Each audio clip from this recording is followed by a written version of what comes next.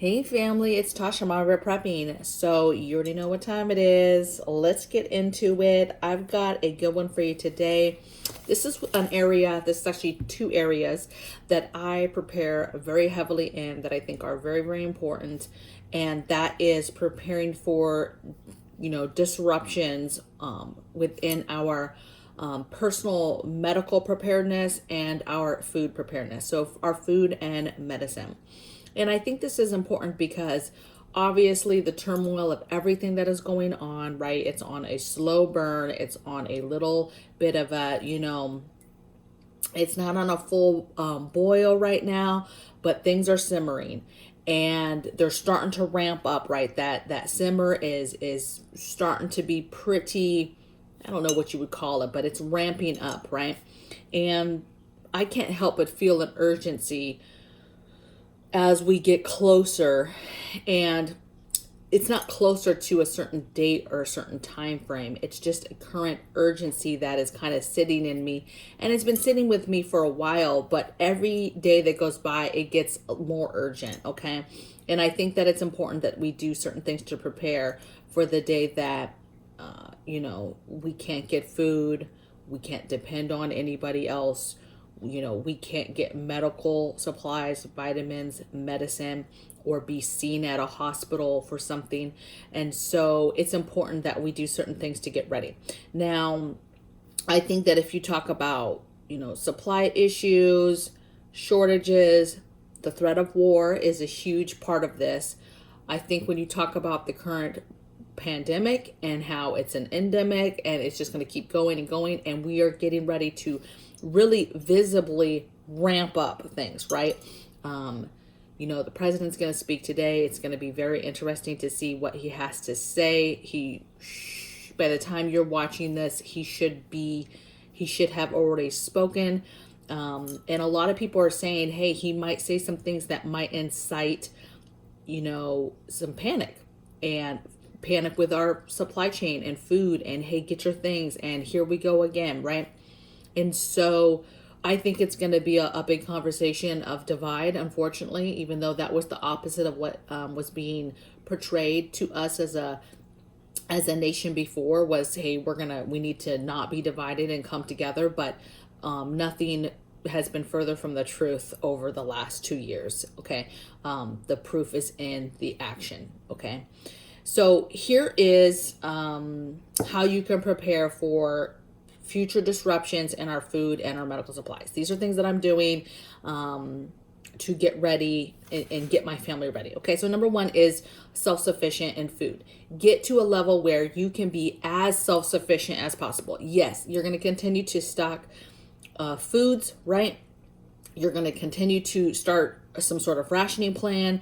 You're going to do your inventories, your organization, all those good things, but you should be trying to build towards some sort of self-sufficiency, meaning the day you can't get stuff on the shelf, you are now depending on yourself and what you can do for yourself. And that is going to be highly dependent on, one, what you stockpile, two, what you can grow and what you have grown. Okay. Stuff, doesn't grow overnight. And so it's very important that you get things going, right? Some stuff is going to be hard at first, but there's a lot of stuff that will grow year round. And once you start it, you're going to be so thankful that you have it. Even something as simple as starting an herb garden and getting your antibiotics and your different plants going, right? Your flavoring agents, your different things, because that herb garden to me is so important because it fosters, energy towards self-sufficiency in food and self-sufficiency in medical. So both sides of what we're talking about. So herb garden is important. Obviously, though, you need food that is going to feed your family, okay? Nutrient dense foods, okay? So you need to be working towards the path of growing your own food. Hydroponics, aero gardens, whatever it is you can do, container gardening, patio gardening, your backyard, okay? Get it going, okay? And then raising animals to some degree, okay? Chickens, quails, rabbits, something, goats. Just figure out for you and where you're at what you can do. I understand some people cannot do certain things, but I know people that have quails, baby, in their apartments, okay? So you can't say, hey, it can't be done, it's impossible.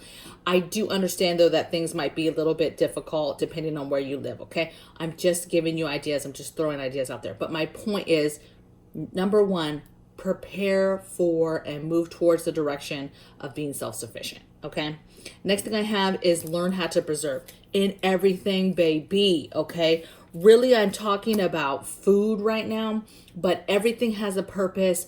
You can repurpose and reuse a lot of things, and I think that it's important when we're talking about waste and things we throw away, and how we can utilize those things to help, foster another area. So table scraps, for example, we throw so much food away either in the trash or down the disposable that can be kept, right, and be fed to those chickens or those quails, or be thrown into the garden to help as a fertilizer. Okay, so there's a lot of things that can be preserved and kept. Of course, I'm also talking about preserving food, learning food techniques, right? How to preserve food and keep food, right?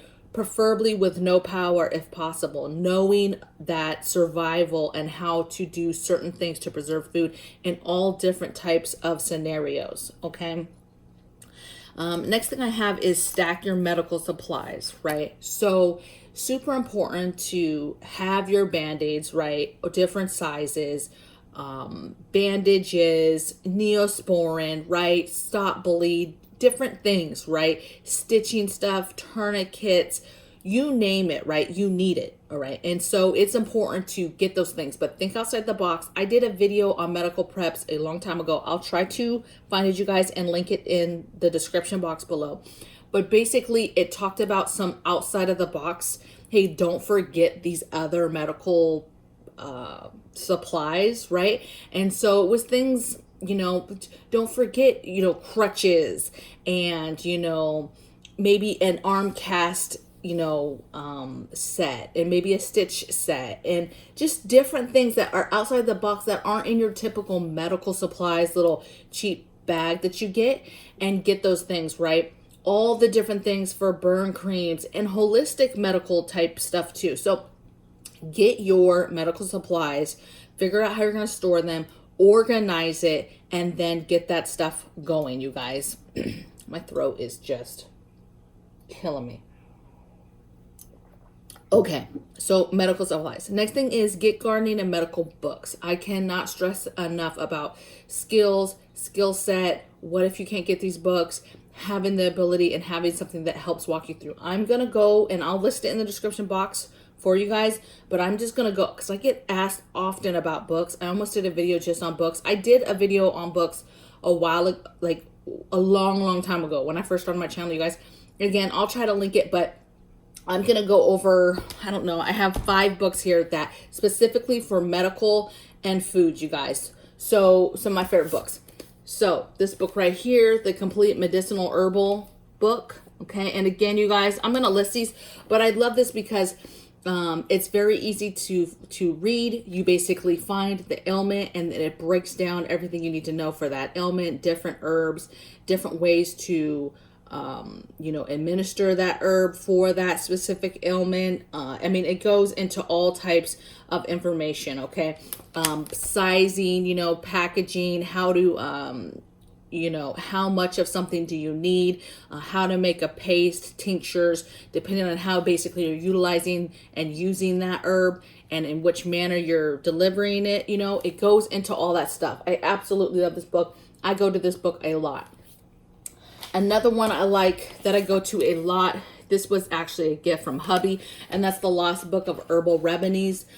This is the one, you guys, that actually had a very small, I don't know, maybe half a page about the pox and about some locust leaves, using the honey locust pods on the trees, right? The honey locust trees, the pods that grow on there, and how to break them down and utilize them, break them down to a powder. Also how to make a paste all types of stuff. Okay, so there's a lot of stuff in here. Again, I love it. What I like about these books too, and what you want to do is as you go through them and find things that are helpful for you and your family, maybe it's an ailment that you guys have on a regular, somebody has in your family on a regular basis, or maybe it's an ailment that just happens quite a bit in your family, marking those in the book so they're already marked, having your notes, and so that you're ready to go, and then you're working on those, getting ready for those things. The next one I have, this is kind of a catch-all book. Okay, this one's a hardback. Okay, back to the basics. This is an old school Reader's Digest book. I actually went on Amazon once somebody told me about this book, and I love this because it has all types of survival stuff, but it has a lot of garden stuff, medical stuff, how to do stuff. It just has a ton of stuff. It's one of my favorites catch-all books. Okay, I have a couple that are like catch-all. I absolutely love. They're just a diamond in the rough. And this book actually was going to cost me like $80 on Amazon. Right, that's how hard it is to find and get. And I actually got, when I ended up purchasing this a while ago, I actually got it used. Okay, and it's perfectly fine. And I got it used for like $25, I think. So look around, because sometimes when you go on Amazon, I'm not sure if you know this, but when you go down, it will have the price and then we'll have options, you know, where it would typically say, hey, do you want to subscribe to this, or it's a one-time buy? Well, in that same area, sometimes it will give you an option for a used item or a new item. And so oftentimes, you know, certain things, I'll get the used item. Okay. Another favorite, so this is my two favorite gardening books, you guys. So the urban gardening, and I like this because there's beautiful pictures, beautiful ideas, all types of information, and I like it because for us who have been living on the go, being in the military for so long, and living in a lot of different places, and sometimes apartments like we are now, this is good. This is one of the first books I got. When I started gardening here in containers on my patio, I was going to this book a lot. Another one that I was going to a lot, and what made me realize that you could do a lot with very little, and also what bolstered my confidence, I guess you could say, on building a homestead on a half an acre, which is what we have at our house. And I'm going to be taking you along on my journey, you know, showing you how I'm taking a blank slate, okay, and making it and showing you that you can do a food forest, and you can do some sort of homesteading and have animals and grow food, right, on half an acre. It is possible to do a lot with very little, okay? And this book is what motivated me, okay? The Backyard Homestead. And if you check these guys out, right, I'll link this one if I can find it on Amazon. But what's cool is this is a series. There's like 7 or 8 of these books, different books for different backyard for gardening, okay? And so I will link this one. Maybe if I have time and room in my description box, I'll link a couple of the other examples of that series. But I absolutely love that book, okay? So get gardening and medical books, right? Next thing is learn responding knowledge. Teach yourself, go to classes, learn the basics, learn about the Heimlich, learn about CPR, learn about CPR on the difference of babies and children. You know, learn the basics if somebody is choking and identifying stuff, and, you know, basic stuff, setting a bone, doing stitches, basic wound care, somebody gets stabbed or shot, how to address that. Knowing your first responder type skills will be super helpful, okay? Just learning the signs of how to identify, you know, heat exposure and cold exposure and somebody having a heat stroke and all those different things, heat exhaustion. Just being able to identify those and the difference of those to be able to treat them is huge, okay? Next thing I have is learn and prep holistic options, right? So I talked about the herb garden, right?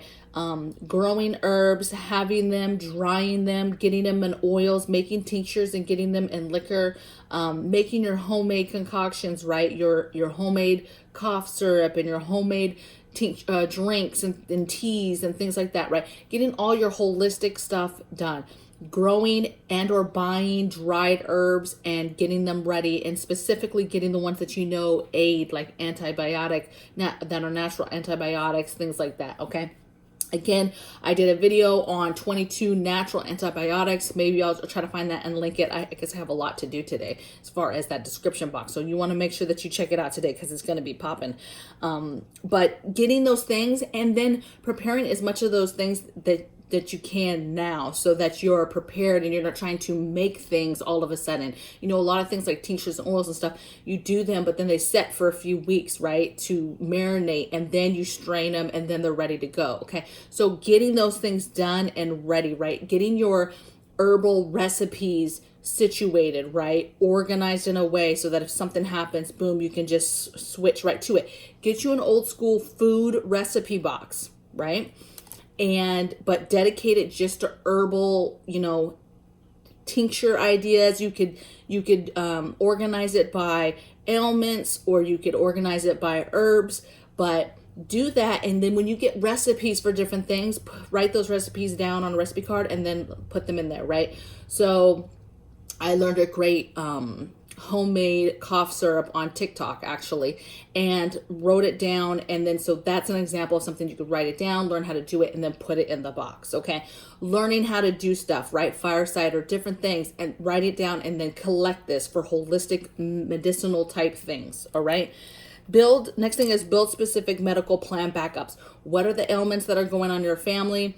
What are you going to do when you can't be seen by a doctor, when you can't go to the hospital, if you have some sort of outbreak or a flare up?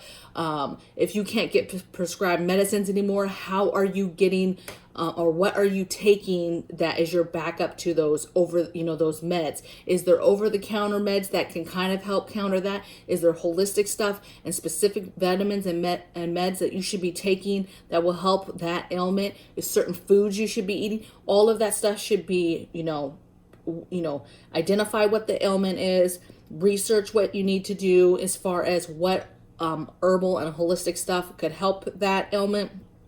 Write it down, make sure everybody knows, make sure it's in a good location so that it's ready to go and you're covered, okay? You're covered. And then the last thing is stack meds and vitamins. I can't stress that enough. We are like threat of war, okay? That's one reason, because we get a lot of stuff from China when it comes to our medicines and pieces of our medicines and prescribed meds, okay? So the day that pops off or any kind of conflict, that's going to be a huge issue for our meds. If you've been noticing, our meds have already been with everything else with food, and there's shortages in our meds already, in our vitamins already. Okay, so you should already be stockpiling this stuff, but threat of war is another huge reason why you should be doing that. Just our normal supply chain issues is another reason why you should be doing this. And again, you're going to need this stuff because with the way things are going with this virus and the things that they're going to be pushing, you're not going to be able to go in and just see a doctor or go to the hospital, okay? And so you're going to need to be able to handle things yourself. And when you research and you start looking at this stuff and learning about this stuff, it gives you such a great peace of mind knowing, okay, I'm not going to die the minute that the prescribed meds are gone, okay? And I get it. Some stuff is not going to be equal, but I'm telling you, if you start doing this research and learning for yourself, when I was doing the research for the pox video and figuring out what to do for, home remedies and stuff for that specifically, I was surprised what I found. And now I have those in my preps and I feel so much better knowing that if something happens, and again, I prepare for nobody's coming to help me. Nobody's coming to get me and help me. And I prepare for the day that, okay, maybe we catch pox and there's no room in the hospitals, that it is a crisis, things are overran. Then what do you do when you're sitting at home with something crazy like the pox? And you can't go anywhere. There's nowhere to go, right? So how you are dependent on what you have done, what you have researched, what you have gotten ahead of, right? Somebody in your family has certain ailments, high blood pressure, cholesterol, whatever the case may be. Do your research now and find out holistically what your backups can be and get those things in your home now. I don't mean to ever cause fear, to ever make people panic, but the two areas when it comes to preparedness that I really feel an urgency about to prepare for the future. And this is not just, for tomorrow or whatever. This is like things that I think about long term is my ability to take care of my family, to feed them and to take care of them medically. Okay. And both of those are in danger right now, highly in danger. And I get it. A lot of people are like, things are fine. You're panicking a little bit. Calm down, right? But I think that it's very important to take control. And these are areas that you can control to give your family peace of mind, because as soon as something happens, you will be like, okay, I've done a little bit of research. I know what we can do.